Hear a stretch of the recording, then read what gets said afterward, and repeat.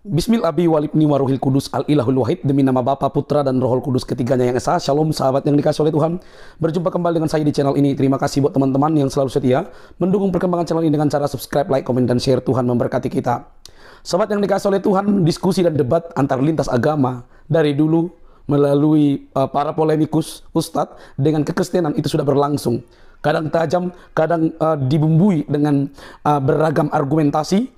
Dan kali ini teman-teman kita akan melihat ada dua polemikus muslim yang masih pede, yang masih doyan memakai literatur-literatur yang notabene itu kurang akurat untuk ngebantah Alkitab tentang kekristenan. Tetapi ketika mereka dibantah, bahkan diberitahu ayat-ayat Quran, bagaimana keyakinan mereka, mereka juga tidak meyakini itu teman-teman. Mari cerdas teman-teman, mari kita buka akal sehat kita.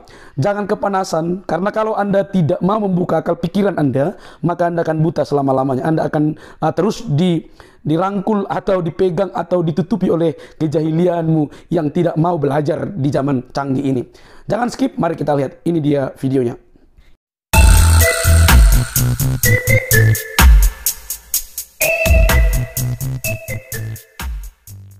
Besok Jumat Agung dan hari kemenangan. Kamis putih, Pak. Ya, sorry. Kamis putih. Kamis putih. Iya, Kamis putih. Saya barusan kena abu. Kena abu. Itu rambut abu bulan yang lalu. Iya, kali saya bilang ada Jumat abu. Ini Kamis putih. Ya betul. Iya. Baik, terima kasih Bu. Oke, saudara, mengenai seksara Yesus, saya ngomong ini sebetulnya dengan gemetaran, saudara, walaupun saya bisa tertawa. Terutama para penyerang-penyerang iman Kristen ya. Anda yang mu'alaf, silakan mu'alaf saja, jangan hina-hina Yesusku. Supaya saya dan kami tidak menggenapi perkataan kitab sucimu sendiri. Jangan kau maki sesembahan mereka supaya mereka tidak memaki lebih lagi. Oke ya. Belum Pak. Ya Pak. Saya lebih kurang setuju kalau kata Pak. Maaf Pak, sebentar. Suara Bapak ini hilang diperbaiki dulu. Pak, selesaikan dulu Pak ya, saya udah bagian terakhir. Ya. Oke. Jadi begitu, jangan. Silahkan kau belajar lagi tentang, tolong jelaskan tentang nabimu. Sampai yang sedetail-detailnya loh, sampai saya tuh bisa tahu tuh, dan itu sudah rahasia umum. Istri nabimu mengerok spermanya loh, nempel di sarung atau di jubahnya begitu, cuma dikerok kering loh. Luar biasa ya. Maaf, kok bisa muncrat ke situ kering cuma dikerok, nggak dicuci, lalu dia sholat loh. Itu ceritanya bagaimana? Tolong ceritakan kepada kami. Itu kan suatu kebanggaan. Terus dalam semalam menggilir 11 istrinya, padahal istrinya baru 9, dan memiliki 30 kekuatan laki-laki dan seterusnya. Cerita tuh yang membanggakan di kamu ya. Kalau tidak, saya bisa tahu sendiri begitu ya. Dan itu udah terbuka semua. Jadi jangan menghina-hina. Belajarlah, para mu'alaf belajar sungguh-sungguh di sana, sedetail-detailnya sampai sirah nabawiyah itu baca. Kalau enggak, jangan-jangan nanti saya lebih tahu dari kamu. Kan sayang, makanya saya tidak dapat hidayah. Baik, kembali lagi tentang jam berapa Yesus disalib bersama Gary Tanker. Singkat padat. Jadi Tuhan Yesus itu disalibkan jam berapa? Jam 9 atau jam 12? Karena menurut Markus 15 ayat 25, Yesus disalibkan jam 9. Sedangkan menurut Yohanes 19 ayat 14, jam 12 itu Yesus masih di rumah Pilatus. Untuk memahami ini, kita harus kembali ke bahasa asli Alkitab Perjanjian Baru, yaitu bahasa Yunani. Dalam Markus 15 ayat 25 menggunakan kata Yunani trite, artinya jam yang ketiga. Sedangkan Yohanes 19 ayat 14 menggunakan kata hekta, artinya jam yang keenam. Markus itu menggunakan sistem waktu yang ada pada orang-orang Yahudi. Orang Yahudi itu memulai jamnya itu di jam 6 pagi. Artinya ketika jam ketiga itu benar-benar jam 9 pagi. Sehingga Lembaga Alkitab Indonesia tepat sekali menerjemahkan itu jam 9 pagi. Berbeda dengan Yohanes, karena Yohanes itu menulis menggunakan sistem waktu orang-orang Romawi. Dan orang Romawi itu memulai jamnya dari jam 12 malam. Sehingga ketika dikatakan dalam bahasa asli bahwa hekta jam ke-6, maka yang dimaksud oleh Yohanes itu benar-benar jam 6 pagi. Sehingga secara kronologis sangat tepat, jam 6 pagi Yesus masih ada di hadapannya Pilatus. Lalu kemudian dicambuk sekitar jam 8, Yesus berjalan memikul salib menuju Golgota. Jam 9 Yesus itu disalibkan. Saya Gary Tanker, Tuhan Yesus memberkati. Jadi oke, itu singkat padat sekali. Terima kasih Ibu Fadilah dan juga Kacung Wardana ya. Kamis putih, Jumat Agung, Sabtu suci, Minggu.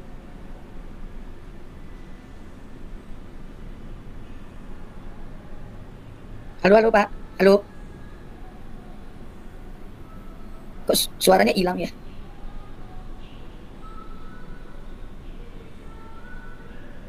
Pernah dijawab dengan jujur, yaitu Yesusku dan nabimu sama-sama mati. Apa yang terjadi pada hari ketiga? Kalian tidak pernah mau jujur, tidak mau langsung to the point. Kalau kami semuanya jujur, Yesus naik ke surga. Yesus terangkat ke surga dan mencurahkan Roh Kudusnya atas kami. Itulah sebabnya Tuhan kami disebut Immanuel, Tuhan beserta kita. Ibu Fadilah, sebelum memberikan pendapat, saya ulang sekali lagi Gary Tanker ini sangat menarik. Jadi Tuhan Yesus itu disalibkan jam berapa? Jam 9 atau jam 12? Karena menurut Markus 15 ayat 25, Yesus disalibkan jam 9. Sedangkan menurut Yohanes 19 ayat 14, jam 12 itu Yesus masih di rumah Pilatus. Untuk memahami ini, kita harus kembali ke bahasa asli Alkitab Perjanjian Baru, yaitu bahasa Yunani. Dalam Markus 15 ayat 25 menggunakan kata Yunani trite, artinya jam yang ketiga. Sedangkan Yohanes 19 ayat 14 menggunakan kata hekta, artinya jam yang keenam. Markus itu menggunakan sistem waktu yang ada pada orang-orang Yahudi. Orang Yahudi itu memulai jamnya itu di jam 6 pagi. Artinya ketika jam ketiga itu benar-benar jam 9 pagi, sehingga Lembaga Alkitab Indonesia tepat sekali menerjemahkan itu jam 9 pagi. Berbeda dengan Yohanes, karena Yohanes itu menulis menggunakan sistem waktu orang-orang Romawi. Romawi itu memulai jamnya dari jam 12 malam, sehingga ketika dikatakan dalam bahasa asli bahwa hekta jam ke-6, maka yang dimaksud oleh Yohanes itu benar-benar jam 6 pagi. Sehingga secara kronologis sangat tepat, jam 6 pagi Yesus masih ada di hadapannya Pilatus. Lalu kemudian dicambuk sekitar jam 8, Yesus berjalan memikul salib menuju Golgota. Jam 9 Yesus itu disalibkan. Saya Gary Tanker, Tuhan Yesus memberkati.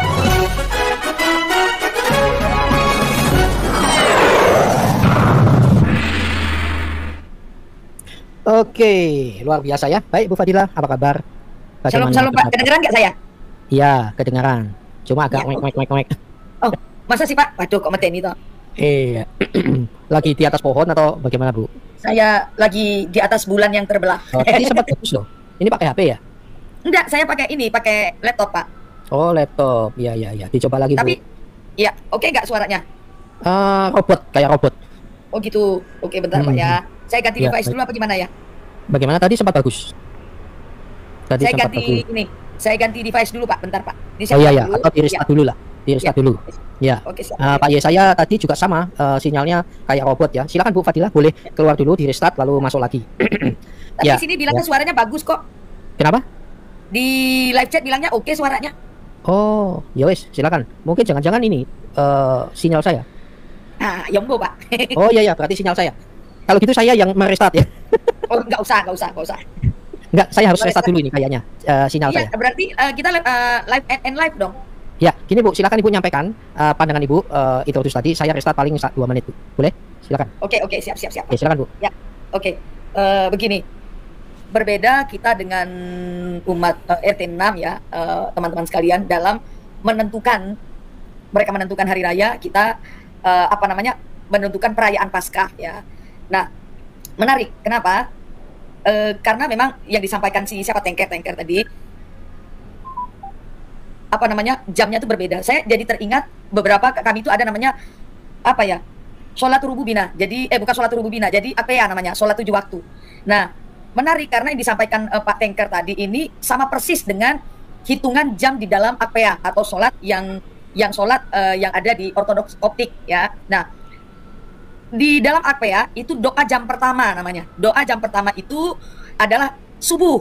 Nah, hitungannya sama persis dengan Pak Tanker tadi bilang. Jadi itu dihitung namanya doa jam pertama, jam 6. Doa jam ketiga, bayangin dari jam pertama langsung lompat doa jam ketiga.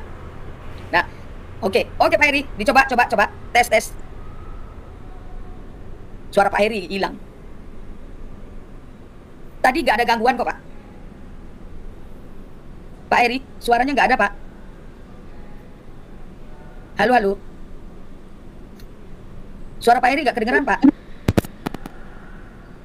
Belum dengar Pak, headsetnya kayaknya. Tes mic. Ah, mantap. Do re mi fa sol la si do re mi fa sol la si do.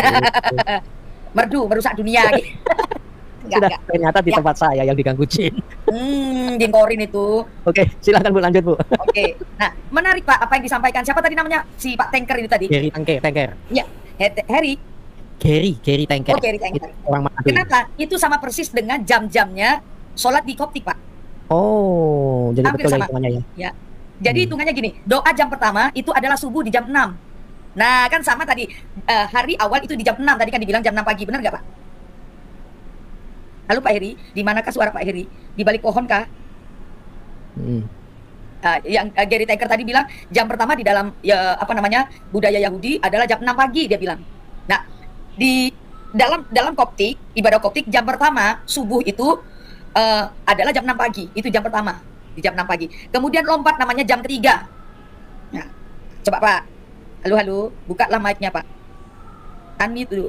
Nah, Unmute Pak Eri, dicoba tes. Yuk, Nggak ada suara nih Pak. tes mic. Itu baru oke. Oke, Ah, mantap. Ya, mantap. Nah, tadi dia bilang di dalam bahasa Yunani itu kan jam ketiga. Di dalam ibadah Koptik Akpea itu juga jam ketiga. Jam ketiga itu adalah jam 9, Pak.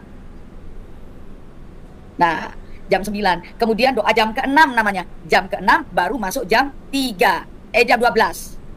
Nah, ini hitungannya sama persis dengan hitungan Yahudi. Makanya kami memakai namanya kalender Julian. Jadi teman-teman Katolik kan sekarang sudah memasuki Kamis Putih. Ini malam Paskah, ya malam Jumat Agung, malam Jumat Agung. Nah, kami minggu depan baru memasuki malam Jumat Agung. Masih minggu depan kami baru memasuki itu. Ya. Jadi begitu juga dengan Natal. Teman-teman duluan di tanggal 25, kami di tanggal 7 Januari. Ya. Jadi hitungannya berbeda. Nah, perbedaan ini apakah mengubah esensi semuanya yang ada di dalam Alkitab? Tidak sama sekali. Nggak ada mengubah makna dari Alkitab itu, gitu loh. Mau tanggal berapa, kita nggak ada gontok-gontokan. Mau tanggal berapa, walaupun kok selisihnya jauh sekali. Ya, hitungannya sama, karena kalender yang dipakai itu berbeda. Kecuali kalender yang dipakai sama, hitungannya berbeda. Nah, ini yang patut dicurigai. Kalendernya sama-sama pakai kalender Hijriyah misalnya, sama-sama pakai kalender Masehi.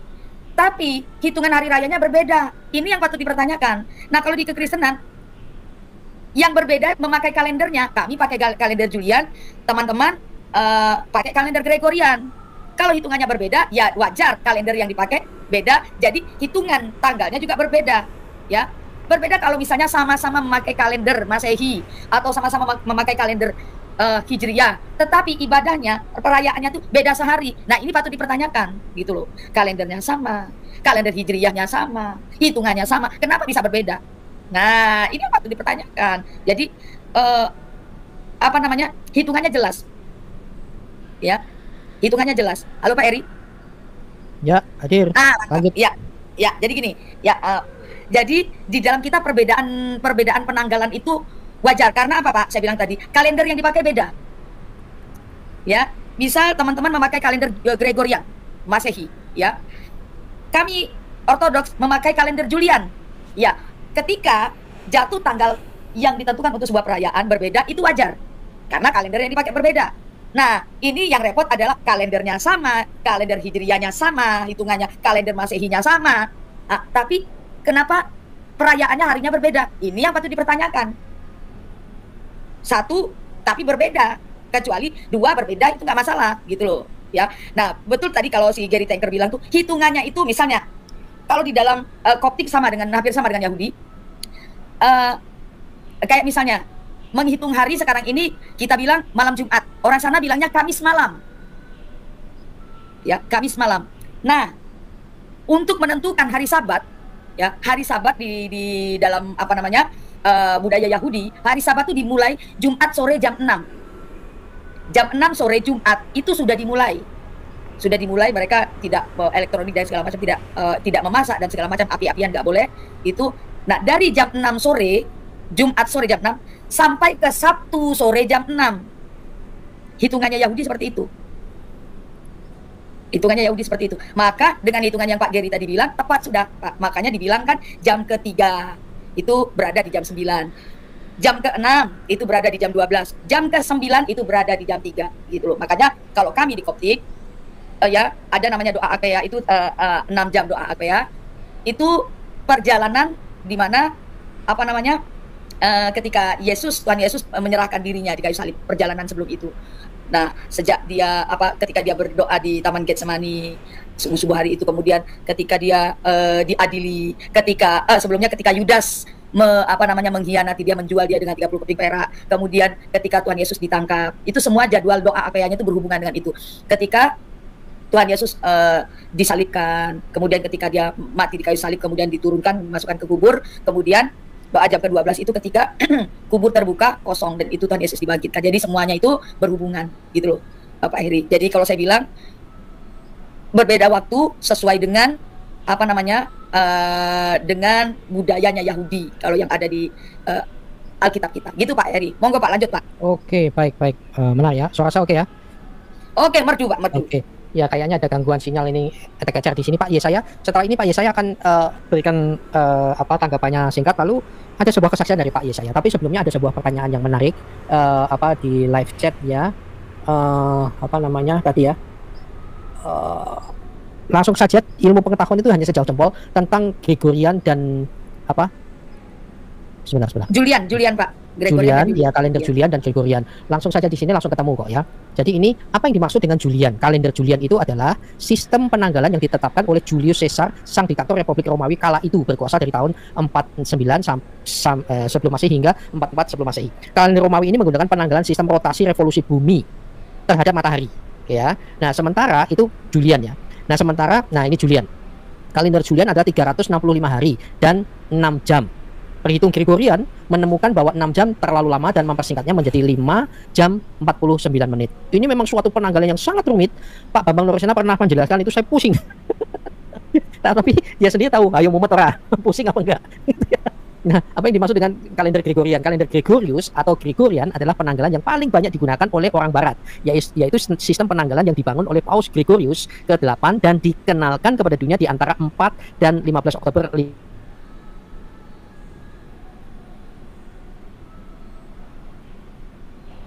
Kok putus suaranya Pak Ikim? Oh iya, saya pikir saya yang putus tadi. Pak Eri. Mungkin Pak Eri menunggu malam Lailatul Qadar, Bu Fadila. Iya kali. Malam 1000 bulan. Pak Eri, apakah? Ya. Tapi sampai hari ini tidak ketemu juga ya, Bu. Ya kan gitu. Itulah. Halo Pak Eri. Pak Eri. Iya. Mana pernah ada 1000 bulan, Bu. Tapi hari bulan ada, Bu. Tanggal bulan. Tapi kalau bulan menjadi 1000 itu tidak mungkin. Nah, itu dia, betul. Nah, di sana tentang bulan hilal saja hitung-hitungannya udah beda kan kalian. Jadi itu sudah hal yang biasa. Oke, baik itu saja. Pak Yesaya, silakan pendapat Anda. Iya. Kalau bagi saya detik, menit dan semuanya itu bagi saya masih bukanlah sebuah kerecahan dan bukanlah dasar kepada sebuah iman kan gitu. Tapi hari ini ya Pak, kalau kita mengatakan ceritanya itu penuh dengan fenomenal, penuh dengan semua orang perlu tahu dan tahu hal itu kan. Tetapi sampai hari ini tidak ada satupun bukti sejarah yang membuktikan Muhammad itu pernah ada. Itu bagi saya. Tapi kalau receh-receh tentang Tuhan Yesus sampai hari ini dan bahkan selamanya masih ditatap mata dan dapat dilihat. Buktinya Bu Fadilah juga pernah melihat kan gitu, Bu. Apapun persoalannya. Tetapi katanya kalau saya masih ketika sekarang saya semakin heran terheri-heri Pak Ikim. Kalau kita beriman tapi kita tidak mengenal apakah iman kita, kalau kita mengatakan kita mengenal Tuhan tetapi kita tidak tahu Tuhan kita, bagaimana kita mengatakan dia Tuhan kan gitu. Sepertinya saya mengatakan Pak Heri Jenderal Hakim tetapi saya tidak mengenal Pak Jenderal Hakim dan saya tidak pernah ketemu dengan Pak Heri Hakim, berarti saya adalah hayalan semata kan gitu Pak. Nah, itulah sebenarnya. Saya dengan kata-kata yang sangat saya katakan ya Pak Heri ya. Kalau bagi saya cuma kurang setuju kata-kata membela iman. Nah, kita bukanlah sebuah membela iman ya. Kalau bagi saya lebih setuju dengan kata-kata meluruskan pengetahuan atau pemikiran orang lain tentang iman kita yang salah pada pandangan yang tertulis yang sudah kita pelajari. Itu sebenarnya kita tidak pernah membela iman. Iman itu tidak bisa dibela dan iman itu adalah hak asasi dan juga personal di dalam seseorang itu. Sebab itulah iman adalah dikatakan pribadi kan gitu. Nah, tapi kalau hari ini saya ingin katakan satu hal ya gitu ya. Tadi supaya jadi katanya gini. Kalau kita mengatakan kita mengimani sesuatu dan kalau kita sibuk untuk mencari kesalahan iman orang lain, di situ kita tidak akan melihat iman kita sendiri. Begitu juga dengan kelakuan juga. Kalau kita sibuk melihat kesalahan orang lain, kita tidak akan menemukan kesalahan diri sendiri. Sampai bila pun kita tidak akan dapat membetulkan diri sendiri dan memperbaiki segala kesalahan diri sendiri, bahkan ulah sendiri pun kita tidak susah untuk memperbaiki, untuk menjadi manusia yang lebih baik atau lebih dewasa itu kan gitu. Apalagi kalau iman. Kalau kita sibuk berkata dengan iman orang lain, tapi kita tidak mengenal iman kita sendiri, itu soalnya bodoh. Kita membela iman kita, belum tentu iman kita yang benar itu, belum tentu kita mengenal apa yang kita imani, justru kita sibuk-sibuk untuk membela iman orang lain, itulah celakanya kalau kita hari ini kan. Nah, itu yang membuat saya pada satu ketika, saya mencari Tuhan, ketika saya ingin mengenal iman saya sendiri. Nah, itu jauh sekali, pelukan waktu yang sangat lama juga, memang seperti pengalaman Bu Fadilah, untuk melepaskan apa yang sudah menjadi asam garam dan juga sebuah kepercayaan di dalam hati, apalagi sudah menjadi iman di dalam pikiran dan segala kehidupan, untuk menyerahkan diri kepada kehidupan yang baru itu sangatlah diperhitungkan, sangat banyak hal yang dipertimbangkan, dan menjadi soal hidup dan mati untuk menerima iman yang baru itu. Ya pastikan Bu Fadilah, benar nggak? Betul Pak, setuju Nah, sekali. itu yang sangat. Tapi yang luar biasanya Bu, ketika saya menerima Tuhan Yesus, saya tidak pernah memimpi rasa yang sangat, saya tidak tahu bagaimana mengatakannya. Seperti kata Bu Fadilah, "World is mine." Semuanya orang itu tidak punya, saya yang punya dunia ini. Kamu tidak ada apa-apa. Seperti itu kan Bu Fadilah. Seperti melucu, tapi memang benar kenyataan itu. Benar nggak Bu Fadilah? Betul. Nah, itu yang saya katakan Bu Fadilah. This a freedom, this a freedom in my heart, in my mind, in my world. Gitu. Ya kan, itu adalah bagi saya kemerdekaan yang memerdekakan, membuat saya damai, sejahtera, sukacita, kasih surgawi itu. Itu yang saya baru hari ini saya mengerti. Ketika saya merasakan pelepasan yang sangat ringan itu, hari ini saya mengerti. Itulah kemerdekaan, damai, surgawi, sukacita, surga. Wow. Anda paling rugi kalau tidak merasakan itu. Lalu bagaimana Anda mengatakan Anda adalah ahli waris kerajaan surga kalau Anda tidak merasakan kemerdekaan surga itu? Itu sangat mahal, dibayar dengan darah, dan juga kisah yang nyata yang dilakukan. Tuhan muncul menjadi manusia dan mencurahkan darahnya yang kudus di kayu salib itu. Baru hari ini saya mengerti, dan 2-3 hari yang lepas baru saya mengerti. Oh, this why reason Tuhan mati di kayu salib itu. Tapi kalau boleh saya cerita sedikit ya begini, melalui kehidupannya. Saya itu anak keempat di dalam keluarga, dan kami adik-beradik itu adik-beradik itu adalah 6 adik-beradik, dan saya itu adalah antara adik-beradik yang maaf kalau rasanya menyombongkan diri, tapi kenyataan dan fakta saya harus katakan saya antara anak yang paling bijak dan juga cerdas pikirannya, dan saya syukuri hal itu, karena saya pun tidak tahu keluarga saya itu, di dalam keluarga saya mewarisi apa yang bapak dengan kakek nenek saya itu, kakek saya adalah golongan orang yang keluarga Dayak yang cerdas. Namun saya waktu ketika saya masih kecil itu, saya itu keluarga yang penuh dengan jimat-jimat, penuh dengan mantra-mantra, penuh dengan juga dunia persilatan, dan juga penuh dengan juga ilmu gaib saya. Nah, itu keluarga saya itu semenjak daripada keluarga bapak saya itu, saya orang Kristen Bu. Cuma Kristen Dayak itu seperti ini, namanya Kristen tetapi tidak pernah mengenal Tuhan Yesus gitu. Karena satu hal ya, karena ada sejarah di tanah Borneo bagian Sarawak itu, kenapa orang Dayak memilih menjadi orang Kristen ya? Karena ada satu perlintahan kaum di antara Madura dengan Dayak dulu, dan itu dengan Islam, jadi begitu. Jadi pemusuhan yang sangat lama. Jadi itu sebabnya saya orang Dayak harus menjadi orang Kristen. Itulah sebabnya saya menjadi anak di bawah kerajaan James Rock, itu tanah jajahan Inggris gitu.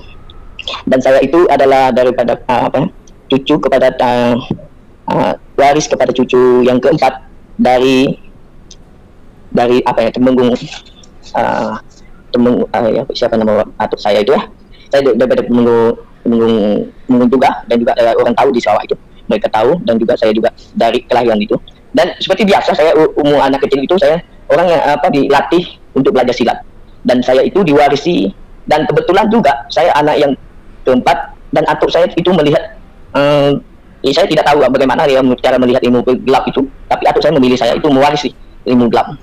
Dan atuk saya itu seringkali saya melihat dia membacakan mantra itu, dan dia memberikan mantra itu, saya selalu bicara dengan 3 roh itu. Semenjak saya umur 5 tahun, 5 tahun saya sudah bergaul dengan dunia saya kalau pada umumnya saya waktu kecil itu saya tidak tahu itu dunia gelap ya saudara. Saya merasakan itu teman ya, seperti teman ya. Tapi mereka itu tidak bisa dilihat orang lain. Nah, saya tahu di situ, cuma saya tahu itu adalah roh ya, roh di luar itu. Nah, sampai saya usia 10 tahun, 11 tahun, itu saya sering dibully dan semuanya. Dari situlah mulainya atuk saya menyerapkan ilmu dengki, ilmu cemburu, dan ilmu juga kedendaman dari situ. Nah, memulai dari situlah saya belajar lebih dalam dengan ilmu ilmu persilatan dan juga ilmu gaib itu, sampai di sekolah menengah yaitu SMP, saya itu mungkin menjadi liar. Nah, apalagi kalau sekolahnya awalnya itu masih di dalam agak perkampungan, tetapi kalau SMP itu saya sudah menjadi sekolah ke bandar ya saudara. Sebab di sana melalui sungai, perjalanan di sana melalui perahu sampai 1 jam 2 jam begitu. Dan saya sampai di SMP itu makin liar dan menjadi anak metropolitan lah gitu. Nah, tetapi saya masih terkawal lagi. Dalam usia saya 14 tahun itu saya menjadi orang yang sangat nakal. Nah, saya dipantang dalam kemarahan. Dan justru oleh karena itu saya dalam case di sekolah itu sampai saya itu sekolah budak nakal karena sampai memukul cikgu guru, maksud saya ibu bapak guru itu pakai cangkul, jadi saya sampai sekolah budak nakal 2 tahun di Kuching. Akhirnya saya sudah sampai umur 21 tahun saya sampai di Tanah Selanjung, dan juga bapak saya berpindah juga karena anak-anak semua menjadi masalah dan juga masalah ekonomi. Jadi saya sampai di satu belajar untuk hidup sendiri lah. Ketika itulah mulanya saya mencari duit dan bergaul dengan teman-teman yang tidak benar ya. Dan saya itu mengkonsumsi dada apa semuanya. Maksud saya narkoba ya saudara. Ketika narkoba apapun yang saya coba, teman-teman semuanya. Dan mulailah saya menjadi orang yang ya kalau mabuk itu sudah biasa menjadi asam garam orang Dayak. Nah, tapi ketika saya kumpul, saya mendapat uang yang sangat luar biasa. Itu sampai hari-hari itu sampai kalau kiraan uang Indonesia itu sampai 10-11 juta lah. Oleh daripada uang narkoba dan juga uang membuat film cetak rompak itu ya, film haram ya gitu. Jadi saya itu menjadi sebuah geng. Ya saya tidak perlu sebutkan itu ya. Itu biarkan masa lalu dan saya tidak mau jadi tahu di situ. Nah, ketika saya ingin saya menjadi liar, disitulah saya merasa diri itu sangat kuat. Saya rasa diri itulah paling hebat. Nah, di saat saya merasa diri kuat, disitulah mulanya saya menjadi sebuah kisah yang sangat menjadi bagi saya pemulaan hidup saya mulai mengenal Tuhan, tapi belum mengenalkan Tuhan. Dan saya gaduh ke sana sini, badan semuanya itu sampai compang-camping. Itu mungkin juga nanti saya tunjukkan gambar, boleh ya Pak Ikim? Gambar untuk bekas-bekas itu ya. Boleh. Ya, silakan Pak. Nah, biar saya ceritakan habis dulu Pak, nanti saya tunjukkan gambar semuanya ya, gitu. Ya. Nah, ketika itu saya merasa ternyata hidup ini tidak pernah puas ya saudara. Ketika Anda merasa sendiri Anda itu top, itu tidak mungkin. Ya, Pak Yosa ya. Ya Pak. Lanjut Pak, lanjut. Boleh singkat padat Pak. Tadi sempat hilang. Ya, saya mulai begitulah Pak. Jadi bergaduh. Ketika saya gaduh malam hari yang sangat mengerikan bagi saya, itu saya coba untuk mengambil uang, merampok uang kumpulan itu, geng itu ya Pak. Jadi malam itu kita orang itu bergaduh pakai parang dan semuanya. Dan hari itu saya kebetulan orang yang bergaduh dengan saya itu sedang di dalam pemburuan negara ya. Dan saya itu hanyalah dalam pemburuan yang kecil. Nah, syukurlah ketika teman saya itu meninggal dan teman mereka juga meninggal 2 orang, saya dengan teman saya meninggal, dan orang itu ditangkap, saya juga ditangkap, tapi saya tidak dipenjara seumur hidup oleh karena saya menjadi seperti penolong kepada polisi lah, karena menangkap orang yang dikendaki itu. Nah, dari situ saya koma ya saudara. Saya tidak sadarkan diri. Ketika saya di dalam koma itu ya saudara, itu yang saya mulai katakan saya hidup seperti sadar tidak sadar ya saudara. Tapi rasanya tidur itu seperti semalam. Dan dari situlah saya koma, dikatakan orang tua saya mati, dan saya dibawa balik ke kampung dan sudah dibeli oleh keranda itu, dan saya dikatakan diotiskan mati ya, sebab saya tidak punya nadi dalam beberapa hari. Jadi sebab itulah saya dibawa ke kampung untuk dikuburkan. Nah, memula dari situlah saya sepertinya nggak tahu bagaimana mimpi atau tidak ya. Nah, saya ketemu satu ya roh Tuhan ya kalau saya katakan sekarang. Saya dilihatkan dengan dunia kehidupan yang sangat kelam, tetapi saya melihat neraka itu yang sangat mengerikan sekali sudah. Saya sangat mengerikan. Saya ingat mama dan papa saya juga ketika saya itu.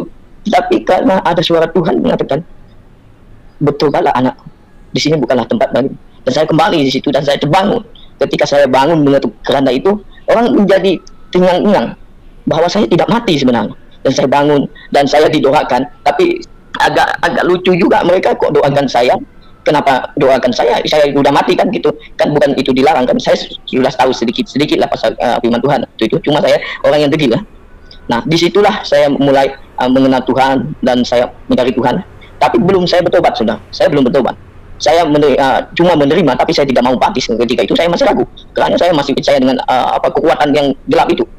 Dari situlah saya mulai membentak dan juga saya mendirikan sebuah rumah tangga dari situ, oleh karena kepahitan itu. Nah, itulah permulaannya. Ketika saya kehilangan rumah tangga, disitulah saya dibentuk Tuhan dan saya mencari Tuhan, saudara. Walau kepahitan, hidup segan mati tak mau, saya mencari Tuhan. Kenapa saya mencari Tuhan masa itu? Karena orang yang keluarga saya, bapak saya semua tidak peduli semua dengan saya. Karena orang yang tidak peduli dengan saya, oleh sebab itulah saya mencari Tuhan dan saya mencari gereja. Nah, disitulah mulai saya mengenal hamba Tuhan, ya, wanita. Nah, disebabkan itulah saya merasakan dunia banyak yang menolak saya ketika itu, tetapi Tuhan saja yang memilih untuk mengasihi aku. Nah, disitulah mulanya aku ingin membuka hati pertobatan itu, Pak Ikin, dan saya minta dibaptis, dan saya sangat menangis ketika itu. Waktu saya baptis itu saya merasakan ada roh yang keluar dari tubuh saya. Nah, waktu ketika itu keluar, itulah masa saya merasa badan saya sangat ringan, dan saya dibaptis oleh Om Ruben yang membaptis saya, Om Ruben masa itu, dan saya merasakan wah, dunia ini ternyata sangat indah sebenarnya. Nah, oleh karena itu saya belajar firman Tuhan, tapi saya masih menyalahkan Tuhan waktu dalam proses untuk menjadi kedewasaan itu, Pak Ikim. Oleh karena saya hilang keluarga, saya katakan Tuhan, ini tidak adil semuanya. Nah, tapi kalau saya ingat waktu saya mulai mencari Tuhan, yang awalnya itu saya pernah berjanji dengan Tuhan. Saya katakan, ujilah aku. Oleh karena itu mungkin itulah Tuhan memproses saya untuk menjadi lebih baik. Ketika saya mengalami masalah keluarga, tetapi Tuhan menghantar orang yang masalah keluarga, dan saya dipakai Tuhan untuk membentuk keluarga itu kembali dan banyak keluarga. Dari situ saya bertanya dengan Tuhan, saya katakan Tuhan, saya ini masalah keluarga Tuhan, membentukkan keluarga orang lain, saya rumah tangga sendiri masalah. Dan dari situlah saya mengerti, dan Tuhan membentuk saya sampai sekarang. Awal pandemi adalah awal permulaan saya lebih dekat mencari Tuhan, dan justru karena hadiran Pak Aceh dan juga Pak Yesus Mundulu dan juga Pak Nabaragi itu saya menjadi kuat, dan justru saya memegang firman Tuhan, kalau saya tidak memberitakan Injil, silakanlah aku. Dari situ saya menanamkan sikap itu, saudara, dan banyak juga sekarang saya dipakai Tuhan, dan saya tidak pernah menjangka untuk menjadi orang Injil, dan Tuhan memberikan hal itu. Banyak orang Melayu itu banyak diselamatkan oleh karena Tuhan Yesus juga, dan saya mempunyai kebijaksanaan yang diberikan Tuhan itu. Daripada pelajaran juga Tuhan memakai saya juga luar biasa. Sampai hari ini saya masih melakukan hal itu. Justru kalau dulu saya pernah mengatakan kalau menjadi penjahat saja, saya terinspirasi juga dengan pastor ya siapa itu. Nah, kalau kita menjadi orang jahat saja kita berani, mengapa tidak kalau kita memberitakan Injil untuk keselamatan jiwa begitu. Jadi saya tekad juga kalau saya mati oleh karena Injil, tetapi saya mendapatkan kehidupan yang kekal, itu tidak merugikan. Karena hidup di sini hanyalah sementara. Kehidupan kita ini adalah sementara, tetapi di sana kita hidup yang kekal untuk mempertahankan kehidupan di sini. Sedangkan kita tahu hidup ini adalah sementara, tetapi hidup sana adalah kekal. Dan dari mulai hari itu saya nekat mengatakan, Tuhan, saya ingin mengabarkan firman-Mu. Tapi hari kata saya mengingat sesuatu hal. Ketika saya masih mencari kesalahan, kepercayaan orang lain, dan mengejek kepercayaan orang lain, dan juga mencari mengolok-olok agama orang lain, saya tidak akan mengenal agama saya sendiri. Tetapi ketika saya menyelami dan mengetahui iman saya, dan saya coba mengetahui apa yang saya imani, dan saya coba untuk mencari siapakah Tuhan itu yang sebenarnya. Karena ketika saya mengenal iman saya merasakan ini bukan iman yang benar, ini justru adalah teman hantu. Dari situ saya mencari Tuhan. Ternyata saya mencari Tuhan seluruh banyak agama, tapi satu agama yang saya buat saya nekat. Banyak agama mengatakan dia menyembah Tuhan, tetapi tidak mengenal Tuhan yang dia sembah. Maka dari situ saya mengatakan, kalau mereka tidak mengenal Tuhan, bagaimana saya? Sama juga dengan saya, pasti saya juga tidak akan mengenal Tuhan yang mereka sembah. Tetapi kalau saya mengenal Kristus, saya mengenal Tuhan itu, mengapa saya tidak ikut? Karena saya mengenal, bukan berarti saya tidak berangan-angan, Pak. Kalau saya mengatakan Tuhan Yesus itu tidak ada sejarah dan nyata ada semuanya, dan saya tidak pernah melihat, itu namanya omong kosong, itu namanya angan-angan. Tapi sia-sialah mengatakan dia Tuhan. Oke, luar biasa. Terima kasih Pak Yesaya untuk kesaksiannya, dan luar biasa maju terus di dalam Tuhan karena kasih Tuhan. Dan tentu Pak Yesaya tidak pernah menyesal ya terima Yesus, Pak ya. Pernah menyesal? Waduh, nyesal kali kalau saya tidak mengenal dia, Pak. Iya betul. Oke, terima kasih untuk kesaksiannya. Justru kalau saya tidak mengenal Tuhan Yesus ya Pak Ikim, saya tidak mengenal saya sendiri ini bodoh sebenarnya, Pak. Saya tidak mengenal saya ini ego sebenarnya, Pak. Dan justru saya tidak mengenal saya ini rupanya saya ini temannya setan. Ya, betul, betul, betul. Baik, baik. Luar biasa. Terima kasih Pak untuk kesaksiannya. Nah, sahabat, ada satu berita yang menarik sekali. Di sini Anda yang mau perjalanan ziarah mempelajari jejak kebenaran di Tanah Perjanjian, itu akan berangkat tanggal 18 sampai 28 November 2024 bersama Ifadilah Hafiz. Ayo, ayo. Hore! Ye. Nah, ini tidak teori saudara ya. Kalau di sana kita bukan apa ya, berkunjung lalu ada batu yang kita jedor-jedor di kepalanya, bukan begitu. Dan Ibu Fadila ini sudah pengalaman ke sana nih, jadi nggak omong kosong, nggak Terima kasih Pak Heri. nggak cuma ngomong-ngomong ya, nggak cuma ngomong-ngomong. Nah, Oh, jadi guru tugasnya Bu Fadila ya? Kenapa? Ya, Rupanya betul. ada juga. ya, Iya, nanti ya. iya, Ini salah satu cara juga kita untuk memberkati Bu Fadila juga ya, saudara. iya betul, betul Amin, ya. amin. Nah, ini Bu Fadila waktu ke sana saya menangis loh lihat foto ini, serius saya menangis gitu ya. Nangisnya kenapa? Kok aku nggak diajak gitu nangis? Sampean diajak sama Pak Lidara sampai nggak bisa Bu Fadila karena ada tugas lain yang nunggu kan Iya, gitu Pak. Ya, saya nggak bisa terlalu jujur. Jadi saudara ke sana ya. 2000 US dollar 2.890 itu biaya loh ya, di sana kan tidak berenang ya, naik pesawat terus hotel yang Naik buruk Pak. dan Anda ke sana kan tidak puasa makan kan, nah itu biaya-biaya Ya semuanya itu include semuanya itu makan. itu hari pertama sampai hari ke-11. Oke, silakan ya hubungi saja di sana sudah ada turnya ya, Ratu Wisata sudah ada. Nah, terus yang berangkat ke sana saya tolong oleh-oleh saya ini ya, batu yang untuk melempari Stefanus ya, supaya tak siapkan di rumah. Kira batu untuk melempar jumroh itu Pak. Tahu Untuk Pak. apa batunya Pak Ikin? Memang disakralkan Pak. Bukan untuk Nanti melempar dicium. sing. Ya, jangan Pak Ikin. Saya teringat dengan kata Pak Ikin batu ya. Saya itu dulu mempunyai lebih kurang 1-2 guni ya Pak, batu. Tapi batunya macam-macam jenis ya. Itu telapak kaki orang mati, apa namanya, tanduk-tanduk lah gitu lah ya Pak ya. Apa bulu babi lah gitu ya. Itu. Nah, Kalimantan itu. gitu. Iya, Iya banyak Pak. Kan orang Dayak itu banyak batu-batunya juga Pak. Banyak batu-batunya. Ya itulah. Tapi saya punya ada satu itu adalah taring babi Pak. Itu ada bulatnya. Itu kalau dimandikan hanya salah keluarga tertentu yang punya seperti apa jimat itu Pak. Kalau punya jimat itu berarti keluarga ada bantawan-bantawan gitu ya. Gitu. Tapi kalau itu digunakan pasti orang mati. Nah, kalau bahasa di Sarawak itu dikatakan ada satu itu ada jimat mantra yang bernama penungkam. Itu kalau diserukan Pak, itu pasti mati. Tetapi kalau setelah saya mengenal Tuhan, saya kagak takut dengan hal itu Pak. Karena saya mengimani firman Tuhan, Tuhan mengatakan justru iblis itu di bawah kaki kita. Dan apa roh di dalam kita itu lebih besar daripada roh yang ada di dalam bumi ini. Kan itu. Jadi saya tidak pernah takut. Nah, tapi kebalik sekarang Pak. Dulu saya selalu melihat setan. Tapi selalu saya datang ke rumah katanya tempat angke dan tempat-tempat ya ada hutan lah gitu ya Pak. Yang tempatnya itu ada tempat apa bahala-bahalanya orang Dayak itu. Orang melihat hantu, tapi saya tidak melihat. Sampai hantunya meluk saya katanya, saya tidak melihat. Nah, itulah herannya sekarang. Jadi saya mengatakan, sebab itu saya pernah mengatakan, kalau kita takut akan setan, berarti kita kalau kita masih melihat setan, berarti kita masih temannya setan. Tapi kalau kita temannya Roh Kudus, setan tidak akan mau teman dengan kita. Bahkan dekat dengan kita juga takut ya Pak. Ya, oke, baik. Oke, Bu Fadilah, terima kasih Pak Yesaya ya. Jadi ingat ya, Ibu Fadilah sudah ke sana, jadi sebagian daripada tour guide di sana ya, bisa rame-rame ke sana dan akan menjelaskan, dan penting sekali arkeologianya tuh ada di sana, ya Bu ya. Jadi kisah-kisah di Alkitab itu terkonfirmasi dengan sejarah. Bu Fadilah, silakan, mungkin ada hal lain yang mau disampaikan. Ya, berkaitan ini ya, betul Pak Heri bilang tadi. Jadi kalau ke sana itu kita banyak hal ya yang kita dapatkan, tidak cuma sekedar ibadah, tetapi kita melihat bahwasanya kekuasaan Tuhan itu terpelihara dengan baik di situ, sejarah itu sangat dipelihara Tuhan dengan baik. Terkonfirmasi dengan sejarah ya Bu. Betul Pak, terpelihara Nah, semuanya ada. Ibu kan sudah pengalaman ke sana nih. Gimana Bu, Ya. waktu ke sana, kesan hati bagaimana? Ceritakan. Silakan. Jujur Pak ya, sebelum ke sana itu kadang orang Kristen juga suka hoax ya. Wah, nanti kalau kamu ke sana tuh begini dan begitu, masuk ke Israel tuh susah, orang Israel tuh begini dan begitu. Tapi begitu saya sampai ke sana, orang Israel itu baik-baik Pak. Kalau kita bilang shalom, itu mereka wah senang sekali. Tuh saya foto sama anak-anak Israel. Ini di belakang saya tuh Galilea itu Pak, Sungai Galilea. Ya, Di belakang saya. Iya. ya.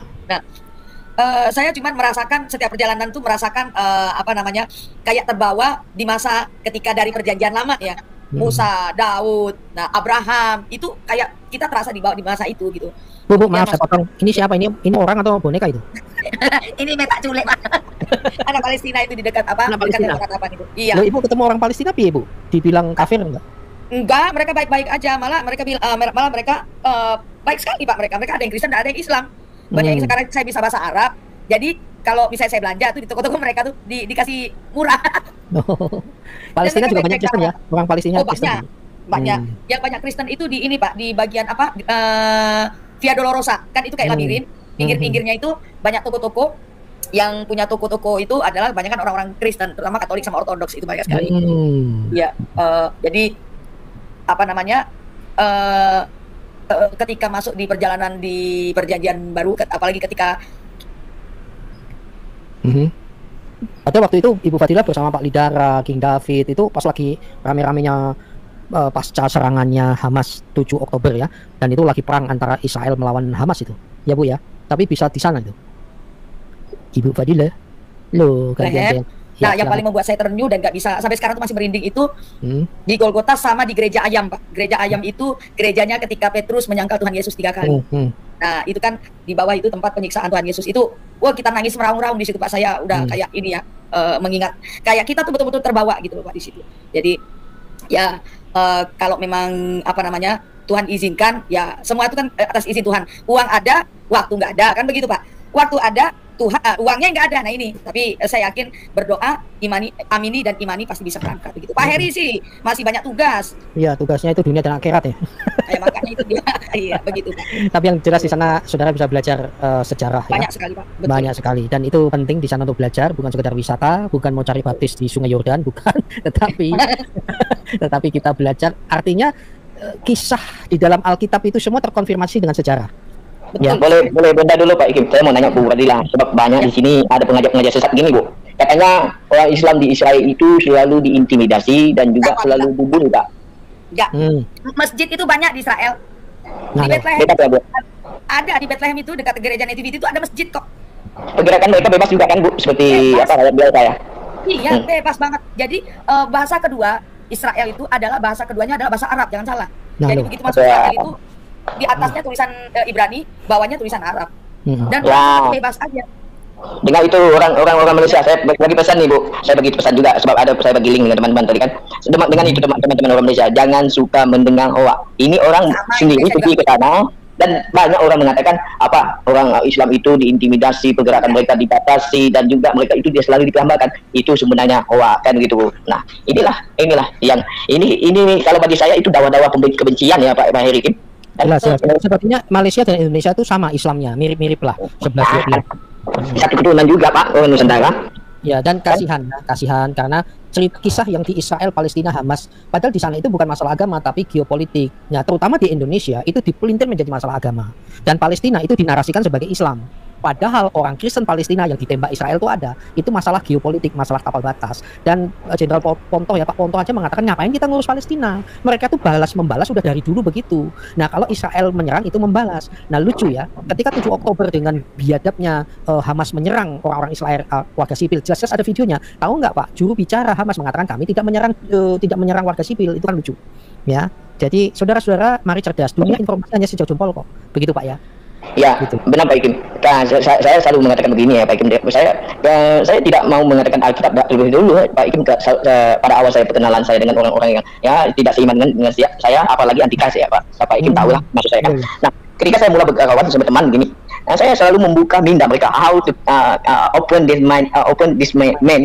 mindset begitu. Nah, mulai saya mengatakan gini ya.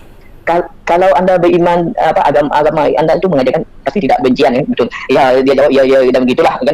Ya betul kan. Kalau kita diajarkan sebuah agama untuk menjadi sebuah kebencian kepada satu ras atau suku, berarti kita itu menjadi pikiran kita menjadi sempit. Lalu bagaimana hal itu boleh menjadi sempit? Mereka bertanyakan gitu.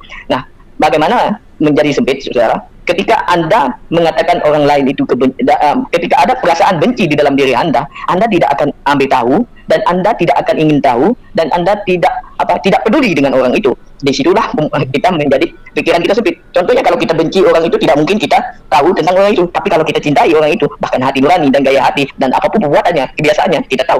Dari situlah kalau ajaran saja mengajak kita membenci satu hal orang lain, apakah mungkin kita itu menjadi orang yang beriman, yang benar? Apalagi beriman dengan tidak benar saja sudah salah, apalagi dekat dengan Tuhan. Masih perlu kita pertanyakan Tuhan kita itu benar atau tidak? Sedangkan pemikiran dan gaya pemikiran kita saja tidak benar, lalu bagaimana kita mengatakan Tuhan kita itu benar? Ya. Halo. Oh, termute ayah saya. Itulah itulah penyakit sebenarnya. Nah, dari situlah saya percaya sekarang Pak Ikim. Nah, semalam Pak Ikim mulai melihat di TikTok ya. Di TikTok ada ramai, ada 2-3 orang Melayu sampai berani buka kamera. Betul? Bersaksi dan percaya mudah katanya. Dan saya percaya di dalam ujung tahun ini Pak, dalam tahun ini saya percaya pasti ramai lagi Pak. Lawatan Tuhan di sini saya sangat rasakan luar biasa Pak. Saya Anda menunjukkan iman Anda yang apa Pak? Salim Pak gitu. Tapi saya katakan boleh ya Pak Ikim? Guru dan Tuhan. Oh, tapi kan Tuhan itu di dalam King James Version hebat ya, orang Islam juga tahu. King James Version itu mengatakan ini ya, sebentar ya. Nih, argumen kalian ya. Tuh lihat. Nih, ye call me master and lord. Lah. Sebentar. Sabar. 13 ayat 13. 13. Nah, ini dia ya. Ini lihat di King James Version gitu. Hebat sekali kau. Master and Lord. Lord itu kan artinya Tuan. And you say, well, for so I am. Nah, itu lihat. Lord itu kan Tuan artinya. Oke? Tuan. Oke. Kalian itu kan mau cari celah ya. Sekarang jawab yang satu ini. Ya, sekarang jawab. Lord. Mau Lord kek, mau Tuan kek, mau apa kek, bukan urusanmu. Yang jelas itu Tuan di atas segala Tuan. Nah, sekarang tolong jawab. Praise be to Allah, Lord of the world. Lord itu apa? Ayo Tuan, kalau cara otakmu berpikir saya pakai sama, bahwa itu Tuan sebagai manusia, kira-kira apa? Jawabanmu adalah jawaban saya. Kalau engkau memadankan kata Lord sebagai Tuhanmu yang adalah kami, nah intinya adalah jawabanmu adalah jawaban saya. Jadi siapa yang kami sembah? Sudah jelas ya, Tuhan di dalam nama Yesus Kristus. Oke, itu Tuhan kami ya. Jelas siapa Tuhan yang kamu sembah? Yesus. Tuhan dalam nama Yesus. Manusia, ya, ketika abad pertama, ketika Tuhanku nuzul, firman yang menjadi manusia. Tetapi ingat, yang kami sembah Yesus bukan pada abad pertama sebagai tatkala menjadi manusia, tetapi Yesus yang sudah naik ke surga, berubah tubuh kemanusiaannya menjadi tubuh kemuliaan tubuh roh. Lalu pada 10 hari kemudian setelah dia naik ke surga, dia mencurahkan rohnya. Maka dari itu dalam Yohanes 4 ayat 24, Allah itu roh, sembahlah dia dalam roh dan kebenaran. Yang kami sembah siapa? Yesus dalam roh dan kebenaran. Lebih baik kamu itu urus ini loh. Siapa yang kamu sembah? Nah, pertanyaan saya sudah saya jawab ya. Ganti saya tanya ya. Nah, ini kau nyembah siapa? Subhanallah walhamdulillah wala ilaha illallah akbar. Subhanallah walhamdulillah wala ilaha illallah akbar. Subhanallah walhamdulillah wala ilaha illallah akbar. Subhanallah. Bu Fadilah. Dia ngomong apa itu? Tuhan, saya datang kepadamu. Ya, sambil ngelus-ngelus batu. Itu jelas kalau Tuhan kami sudah saya jawab. Aku datang memenuhi panggilanmu, Pak. Ya, oke ya, jelas ya. Baiklah, Tuhan. Silakan. Baik, Kim. Ya, tapi kasihan juga ya dengan ibu itu tadi kan pertanyaannya kan juga. Dia menanyakan Tuhan kita itu apakah Tuhan kita? Jelas-jelas orang Kristen semua mengatakan Tuhan Yesus dan mereka mengenal ada gambar, ada sejarah, ada bukti semuanya Pak. Tapi saya mau nanya dia, Allah itu siapa dan buktinya apa? Kalau hanya tertulis dan ditulis itu hanya tertulis, tapi kenyataannya mana? Ya. Oh, nanti katakannya dia Pak, nah, ini bumi ini semua diceritakan. Bumi ini dikatakan ciptaannya, sedangkan di dalam Al-Quran tidak pernah Allah mengatakan dia menciptakan bumi ini. Tetapi justru awal kedatangan penciptaan bumi, dia ada kapal yang berlayar. Saya tanya, kapalnya siapa? Ya klasik yang muter-muter di situ-situ mereka itu Pak. Kasihan ya. Oke, baiklah. Terima kasih Pak Yesaya untuk hari ini, malam hari ini. Sahabat sekalian, kita telah membahas satu hal yang sangat menarik dan kita udah menjelaskan tadi ya tentang ini kadrun rempong yang disalib. Nanya terus yang disalib Yesus disalib jam berapa begitu ya. Kita udah bahas dan penjelasan dari Gary Tanker tadi sangat simple, jelas. Saya akan review sejenak lalu Ibu Fadilah mohon untuk closing statementnya. Sebentar ya, Gary Tanker mana tadi ya? Mana hilang? Saya lupa naruh. Oke. Sebentar. Jam. Loh, saya lupa naruh videonya, tak taruh di mana ya. Bu Fadilah masih monitor. Monitor Pak, tenang Pak, masih di sini. Baik, Ibu sampaikan dulu. Saya sih Gary Tanker pindah kemana itu di videonya. Silakan Bu, sebelum saya minta closingnya. Silakan. Ya, saya hanya ingin mengucapkan bagi yang sudah merayakan besok pagi Jumat Agung, selamat merayakan bahwa kematian Kristus di kayu salib itu adalah sebuah tanda penebusan buat kita. Tidak cuma buat umat Kristen ya, tetapi semua umat di dunia sebenarnya. Ibu, ada satu hal yang menarik mau saya tanyakan ke Ibu nih. Ibu kan Koptik ya, perhitungan kalendernya berbeda dan sehingga jatuh perayaannya beda. Tetapi Bu Fadila kok nggak pernah menyerang yang berbeda kalender ya? Halo? Halo? Apakah saya yang hilang suara? Israel ketika Halo, pasca Fadila. biasanya ramai sekali. Kok Ya. hilang suaranya ya? Hah? Ya, lanjut. Apakah hilang suara saya? 1 menit yang lalu. Oh gitu, oke. Ya, silakan diulang. Ya, saya ulang ya. Jadi buat kita tuh tidak penting tanggal berapa kamu merayakan, tetapi makna dari hari Jumat Agung itu, makna kematian Tuhan Yesus di kayu salib itu yang membuat kita menjadi orang Kristen yang penuh sukacita, yang selalu selalu mengingat kebaikan Tuhan, selalu mengingat pengorbanan Tuhan. Makanya kalau saya korelasikan dengan Al-Quran di surat As-Saffat itu dikatakan bizibhin azim, yang artinya dan kami tebus dia dengan sembelihan yang agung. Azim itu agung, glory. Kata agung kalau di dalam bahasa Arab, kata azim itu tidak boleh disematkan kepada manusia, hanya boleh disematkan kepada Tuhan. Ya, disematkan kepada Tuhan. Sembelihan, banyak ulama bersepakat bahwa sembelihan yang agung itu, sembelihan itu adalah domba. Jadi, dan kami tebus domba yang agung. Siapakah domba yang agung yang kemudian menjadi sacrifice, yang betul-betul menjadi mengorbankan dirinya Tuhan, adalah ya. Tuhan kita Yesus Kristus. Ya. Nah, kemudian menarik tadi yang Pak Heri bilang, yang Tuhan Lord. dan Tuhan. Ya, Lord. Nah, di dalam Al-Quran pun ada, Pak. Saya lupa ayatnya di mana. Nah, itu tadi Yang dia bilang, pertama Lord. Ya. Nih sudah satu Ya, juga. Al-Baqarah ayat berapa? 200 berapa, Pak? Saya lupa. Dua opening itu. Tuh. Praise be to Allah, Lord of the world. Betul. Alhamdulillah. Ayo. Nah, ini Al-Fatihah. Ada, Pak, saya di surah Al-Baqarah apa Al-Maidah saya lupa. Kata Robbi di situ disematkan kepada artinya Tuhan, Pak. Iya. Nah, Iya. kata Betul. Robbi disematkan kepada Tuhan, kemudian kata Robbi juga disematkan kepada Tuhan di ayat yang sama. Itu Ya, ada, ya. saya lupa ayatnya. Ya, Di nggak ayat apa-apa. yang sama. Yang jelas ada kok. Cuma mereka kan tidak mau Ada. belajar, Bu. Bilangnya Iya, orang ada, Kristen terjemahan. Lah ini terjemahan Inggris. Lah ini bahasa Inggris terjemahan apa, Dul? Gitu loh. Nah, Silakan, Bu. menarik di Al-Baqarah apa Al-Maidah, saya kemarin tuh barusan bahas itu di TikTok. Itu kata Robbun, Robbi warobbukum, Tuhanmu. Di ayat yang sama, Tuhan kalian. Tuanku, bukan Tuhan, Tuanku. Tapi pakai kata Rob juga. Kemudian di ayat yang sama, dia katakan Tuhanmu. Dengan kata Rob juga. Nah, kenapa pas kata Tuhan, dia tidak pakai kata Sayyid? Kenapa kata Rob juga? Nah, ini kan berhubungan dengan kata di Matius ya, Pak ya? Apa tadi? Iya. Yang ayat Ya, yang apa? Yohanes 13 ayat 13. Tuhan dan guru, ya itu tuh. Ya, guru dan Tuhan katamu itu tepat. Betul, sama gitu loh. Nah, kemudian kalau bicara dengan pengorbanan, ya itu tadi saya bilang, Al-Saffat itu sudah jelas menyatakan siapa yang dikorbankan. Nah, ya kan?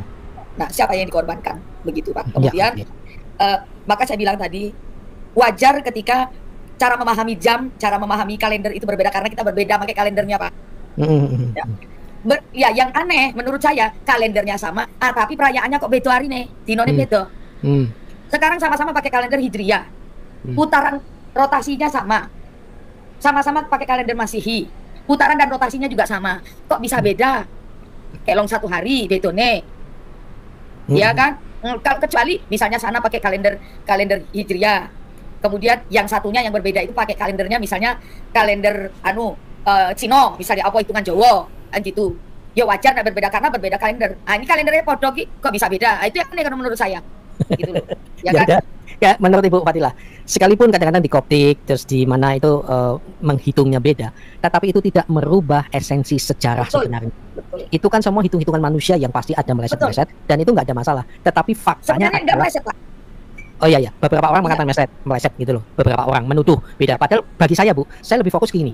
Itu tidak merubah kesatuan iman kami bahwa Yesus adalah firman yang nusul menjadi manusia, naik lalu mencurahkan Roh Kudusnya. Itu selesai. Itu sama itu. Silakan, Bu. Sebenarnya, Pak, hitungannya sama. Saya bilang tadi hitungannya sama. Kalendernya yang berbeda. Misalnya gini nih. Misalnya kayak orang ET6. Lebaran di kalendernya Masehi itu tanggal 11 April. Ya kan? Di kalendernya Hijriyah itu beda tanggalnya. Tahunnya tahun Hijriyah juga beda. 14 25 ya, apa 15, 14 15. Lah kita kalendernya 2024. Kan berbeda. Itu loh, Pak. Ya kan? tetapi jatuh tanggalnya tuh sama. Misal juga dengan apa Natal. Kami tanggal 7 Januari. Nah, itu ada penjelasan Pak Bambang Dursena kenapa dia berbeda. Jadi ada hitungannya. Sama dengan yang tadi dijelaskan Pak Gary tadi, Gary Tanker itu gimana berbeda? Ya itu tadi saya bilang apa namanya? Cara menghitung jamnya itu Pak beda. Ya, betul, betul. Ya, misalnya di sini kita bilang malam Jumat. Di sana Kamis malam Pak ngomongnya, Pak. Ya, ternyata di daerah mana gitu. Betul. Sesuai dengan perputarannya. Mereka pakai kalender apa, kita pakai kalender apa. Sama dengan perputaran jam. Mereka mulai hari adalah jam 6 subuh, jam 6 pagi. Benar nggak? Saya baru paham, Bu. Nah, Contoh ya kecil kan? aja ya. Contoh kecil. Saya ini kan di negara lain. Saya berapa kali ini salah jam. Ibu Fadilah ngomong, Pak jam 9 Pak. Oh oke. Ternyata jam 9 itu Ibu sudah nunggu-nunggu jam 9. Saya masih ada di mall. Karena beda 1 jam. Saya nah, iya mundur. kan, sampai kan sering, jenengan kan sering toh. Sering salah. Sering salah. Itu loh Ya, Pak, betul. maksud saya. Apalagi Jadi, Amerika sama Kanada sama Indonesia ya, beda. betul. Makanya paham. kalau kita memulai hari, kalau di kita mulai hari itu jam 1 tengah malam itu kan Pak. 00 itu kan memulai dini hari kita bilang kan. Betul, betul. Nah, kalau di sana itu bukan Pak. Permulaan hari jam 6 subuh. Betul, betul. Itu Ini hitungannya Yahudi. Yahudi jam 6 sore, subuh ya hitungannya. Subuh. Iya, subuh. Sama dengan Koptik juga begitu, jam 6 subuh. Itu dibilang sebut jam pertama. Kemudian lompat jam ketiga. Jam ketiga itu jam 9 pagi, Pak. Kemudian lompat jam ke-6. Itu jam ke-6 itu jam 12. Jam ke-9 lompat itu jam 3 sore. Nah, itu lompatannya beda, Pak, dengan kita. Iya. Makanya kalau di sana Sabat itu dimulai dari jam 6 sore. Dimulai jam 6 sore di hari Jumat. Iya, Karena ada Sabtu. iya, jam 6 sore Jumat itu Jumat udah selesai. Jam 6 sore itu masuk, itu udah masuk Sabtu, Pak. Kalau di sana. Maka disebut Jumat malam. Sabtu itu jam 6 sore kita ini Sabtu. Kemudian selesainya Sabat itu adalah jam 6 sore Sabtu. Jadi jam 6 sore Jumat, masuk Sabat, nggak boleh ngapa-ngapain, nggak boleh nyalakan, nggak boleh masak sekalipun. Ya. Sampai nanti Nulis aja nggak boleh. nggak boleh, Pak. Ya. Nah ini malah kirim-kirim WA tuh, Pi. Pak, Itu kan nggak nulis, kalau- itu kan ngetik. Iya, kalau panjenengan kenal orang Yahudi yang ortodok banget itu, Pak. HP-nya tuh nggak pakai HP modern, Pak. Iya, betul. Nah, jadi Sabatnya ditutup dengan jam 6 Sabtu sore. Karena di atas itu udah masuk hari Minggu. Gitu hitungan mereka, Pak. Sama dengan hitungannya Koptik, itu sama. Gitu loh. Jadi karena kalender yang kita bikin itu berbeda dengan dia, gitu loh, Pak. Yang kita pakai gitu loh. Nah, nggak kita aja yang sama kalendernya, bisa berbeda kok jamnya. Ya kan? Pak Eri di sana jam berapa sekarang? Saya di sini jam berapa coba? Ya. Begitu, Pak. Baiklah, luar biasa. Terima kasih untuk semuanya, Pak Yesaya. Terima kasih. Kita nanti akan lanjutkan ya, Pak. Kayaknya ada waktu khusus deh untuk Pak Yesaya untuk kesaksiannya, Pak ya. Karena perlu waktu khusus. Dan hari ini kita sudah membahas, sahabat sekalian ya, sangat menarik. Bagi yang rempong-rempong itu semua sudah terjawab ya. Di sini sebenarnya mana dia? Nah, kita udah menjawab kadurun rempong Yesus disalib jam berapa? Udah dijawab. Sebagai review, kita review sejenak ya jawaban dari Gary Tanker. Baik teman-teman yang dikasih oleh Tuhan, kita sudah menyimak dari awal hingga akhir tentang debat. Jadi dalam debat ini ada 2 lawan 2 teman-teman, antara polemikus muslim yang selama ini juga banyak menafsirkan Alkitab dengan sesuka hati mereka. Dan literatur mereka, ya orang-orang yang menolak Yesus, literatur mereka selalu mengandalkan dari Keyahudian, dari traktat Yahudi, walaupun apa yang disampaikan itu tidak membuktikan apapun ya. Oke, nanti kita akan berikan tanggapan teman-teman. Nah, firman Tuhan katakan ya teman-teman ya, kita harus siap sedia memberikan pertanggungjawaban terhadap iman kita, terhadap iman kekristenan yang sering disalahpahami, yang sering dituduh, yang sering dikatain palsu dan lain sebagainya. Siapa lagi kalau bukan dan lebih banyak dan lebih doyan para mualaf dan juga para ustadz yang selama ini banyak berkoar-koar. Bahkan ada baru-baru ini mualaf ya, perempuan itu langsung merasa dia pintar, ternyata ketika saya ikuti, oh ternyata dia tidak menunjukkan sebuah ilmu teman-teman, ya ngaku doang, ya biasalah ngaku doang. Nah, kita harus siap sedia memberikan pertanggungjawaban terhadap keyakinan kita apabila ditanya dan disalahpahami, memberikan pertanggungjawaban secara elegan, secara benar yang berdasarkan kitab suci Alkitab dan bukti-bukti sejarah. Karena kekristenan itu, baik itu Alkitab dan sejarahnya berdiri kekristenan, itu bersamaan atau pelaku sejarah. Jadi itu tidak sulit untuk dibuktikan. Yang sulit adalah membuktikan kepada orang yang sudah botol atau yang sudah bodoh. Membuktikan kepada orang yang tidak mau tahu. Membuktikan kepada orang yang sudah membaca literatur yang kurang tepat, lalu itu ditonjolkan ke permukaan. kalau dibantah, kalau ditunjukkan literaturnya, maka mereka tidak akan pernah menerima itu. Karena apa? Karena mereka sudah mengkonsumsi sebuah literatur atau sebuah bacaan atau traktat atau apalah itu yang berkaitan, yang membantah kekristenan. Tapi ketika dibuktikan itu tidak benar, maka mereka tidak akan menerima apa yang disampaikan oleh kekristenan itu. Kenapa? Karena buat mereka bukan soal yang benar, ya. Yang penting mereka mampu untuk ngebantah, mampu untuk menunjukkan argumentasi mereka, sekalipun itu semua miring, teman-teman, ya. Seperti yang barusan kita dengar, ya. Mereka memakai traktat-traktat Yahudi, ya, pendapat-pendapat Yahudi, gitu ya kan. Benar mereka menolak Yesus, itu benar. Benar. Mereka menolak Yesus. Orang Israel Yahudi lah yang menyalibkan Yesus, yang menggunakan Romawi, ya, pada saat itu. Tetapi mereka menantikan Sang Mesias itu sendiri. Mereka menantikan, tapi mereka tidak menduga atau mereka tidak berpikir bahwa Mesias yang mereka nantikan itu justru lahir dari seorang perempuan yang bernama Maria dan suaminya tukang kayu. Yang mereka pikirkan adalah, yang mereka angan-angankan, Mesias yang lahir itu adalah Mesias keturunan Daud yang bisa setara dengan Daud, yang bisa membebaskan mereka dari penjajahan Romawi pada zaman itu. Jadi Mesias yang mereka angan-angankan itu adalah Mesias yang bisa berperang, Mesias yang bisa ngebela mereka sehingga mereka terbebas. Nah, datang Mesias yang tidak sesuai yang dipikirkan mereka, yaitu Mesias yang menghancurkan kuasa dosa, yaitu Kristus, anak tukang kayu. Firman lahir, datang ke dunia. Itu tidak mereka duga. Mereka menantikan, ya, yang sesuai standar pikiran mereka, dan itu tidak bisa diterima oleh para polemikus, teman-teman, ya. Sudah dibuktikan, sudah ditunjukkan dengan baik, tapi mereka tidak mau tahu. Makanya saya bilang, kalau mereka sudah mengkonsumsi literatur yang notabene itu banyak menolak, ketika itu dibantah, maka mereka tidak mau menerima bantahan ini, literatur yang kita sampaikan. Karena apa? Mereka sudah mengkonsumsi sesuatu hal yang kurang tepat sebenarnya. Lagi-lagi, Yahudi memang menolak, tapi bukan berarti mereka tidak menantikan. Mereka menantikan, tapi yang mereka nantikan dari keturunan Daud itu berbeda. Karena mereka mengharapkan seperti yang saya katakan di awal tadi. Nah, teman-teman, mereka bicara, membantah tentang Tritunggal dan lain sebagainya. Kamu tidak tahu tentang Tritunggal.